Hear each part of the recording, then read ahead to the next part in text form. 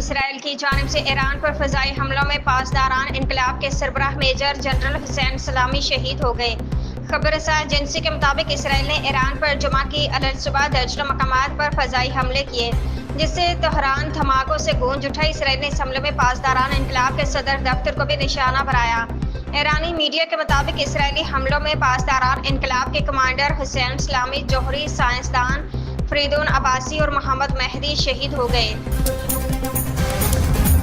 اسلام آباد وزیر اعظم شہباز شریف نے چیئرمین سینٹ یوسف رضا گیلانی، اسپیکر قومی اسمبلی سردار ایاز صادق و دیگر کی تنخواہوں میں اضافے کا نوٹس لے لیا۔ وزیر اعظم نے ڈپٹی چیئرمین سید آل ناصر خان اور ڈپٹی اسپیکر قومی اسمبلی سید غلام مصطفیٰ شاہ کی تنخواہوں میں اضافے کا بھی نوٹس لیا۔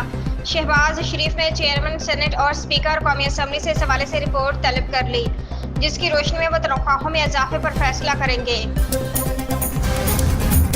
اسرائیل نے ایران کے خلاف باقاعدہ جنگ کا آغاز کر دیا۔ فضائی حملوں میں جوہری اور 6 فوجی عہدوں کو نشانہ بنایا گیا۔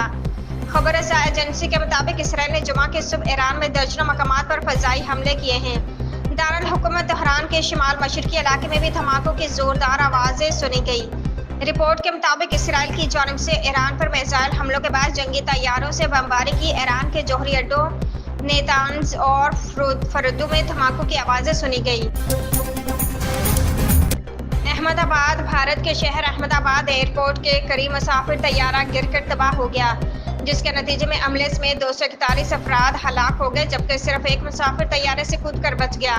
تفصیلات کے مطابق بھارت میں ایک مسافر طیارہ احمد آباد ایئرپورٹ سے محض چند میٹر کے فاصلے پر گر کر تباہ ہو گیا۔